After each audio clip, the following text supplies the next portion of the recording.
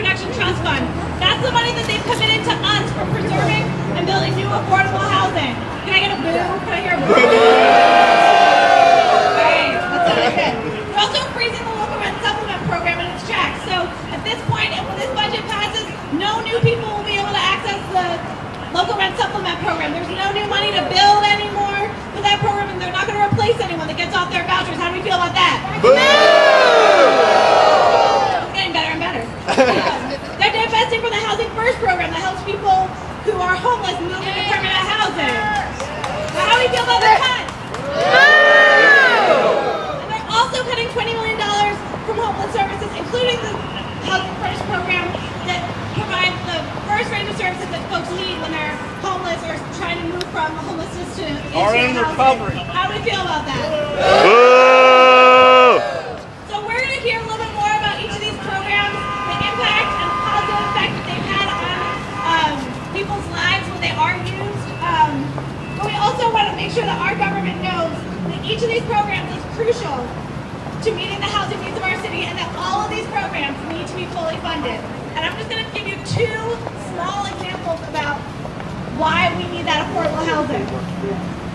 And these are numbers that just came out this week, so they're very new, they're totally up to date. And one of them is that we learned that there are 28,000 families who are waiting for affordable housing. That's 28,000 families that have actually come to the district government and said, we need affordable housing, please put us on your list.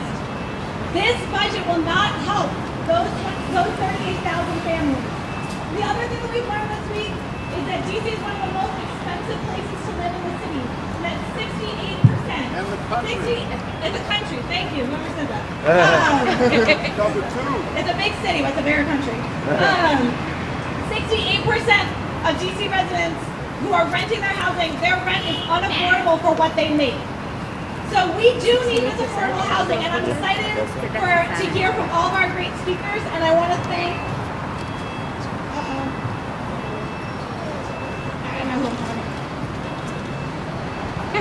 I want to thank Jackie Reyes from Councilmember Graham's office for being here today. He's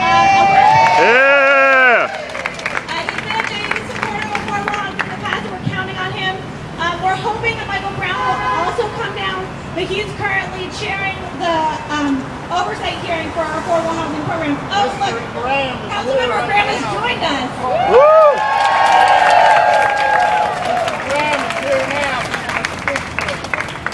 Can you say a few words, Councilmember Graham? Great. Hello, everybody.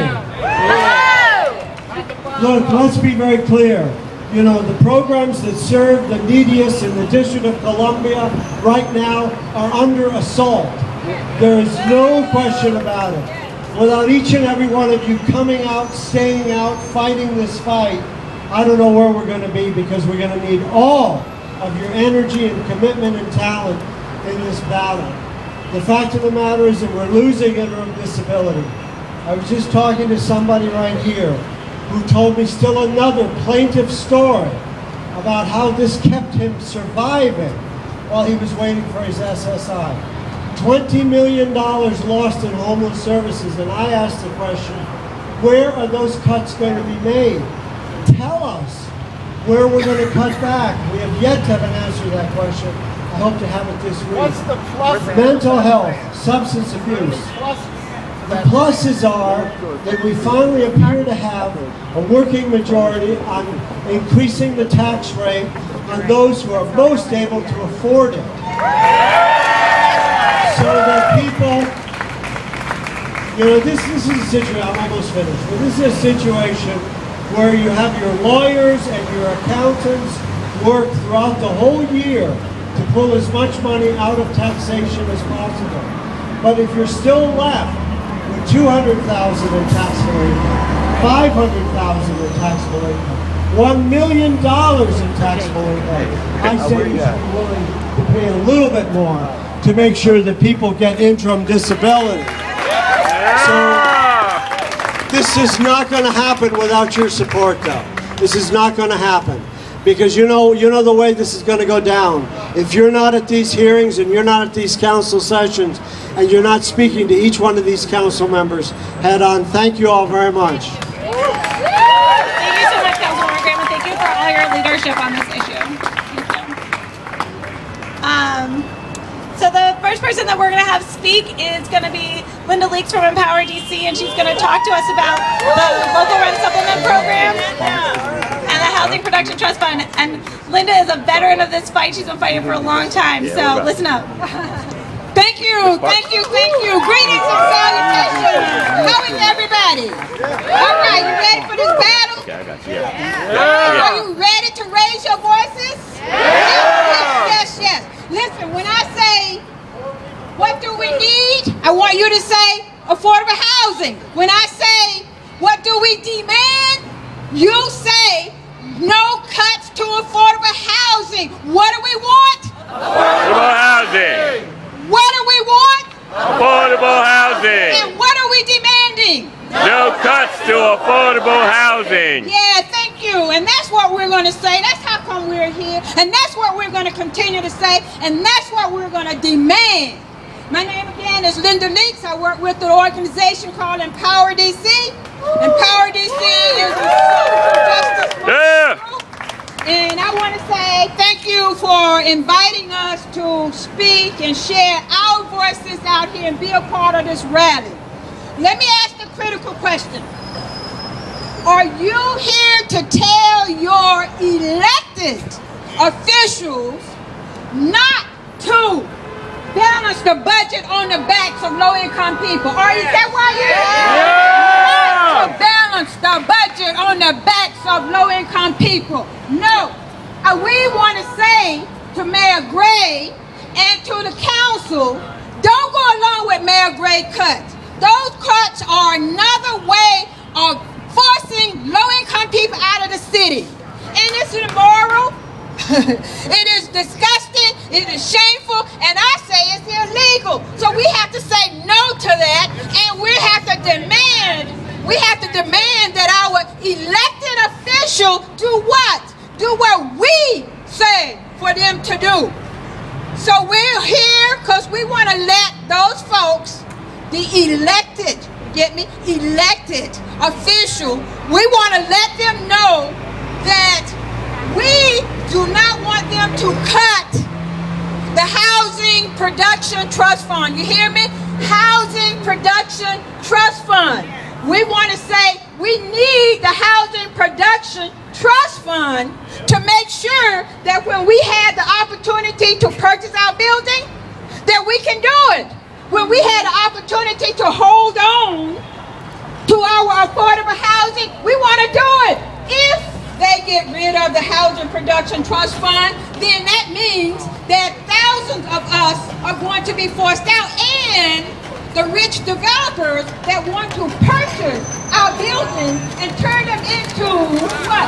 Luxury condominium, luxury housing, so that rich people or higher income people can be closer to transportation. Well, we want to be close to transportation too. And we want to say,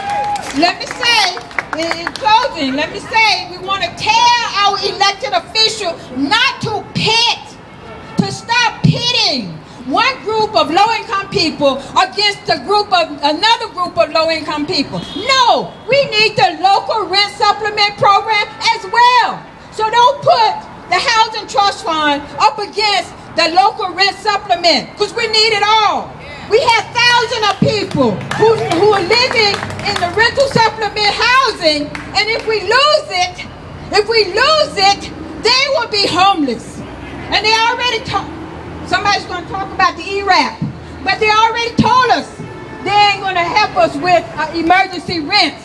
So what I want to close by saying is, when you go in there and tell your elected official, tell them what it is we want them to do, and remind them that we're going to remember come November 2012, we're going to remember what they voted for and how they voted.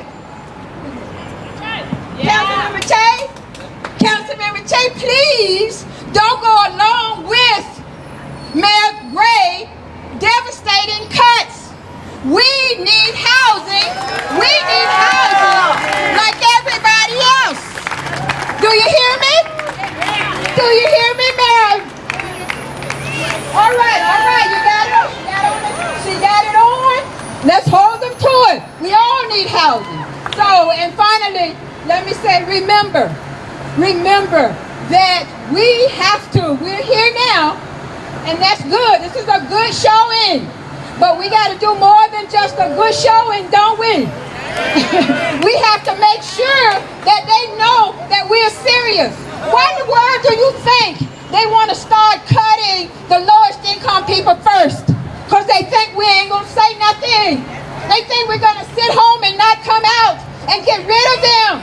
No, we ain't doing it no more. Let them know we guarantee that we're going to come out in September, in November 2012, and we're going to hold them accountable. We're going to fire them, and we're going to send them on their way. Thank you.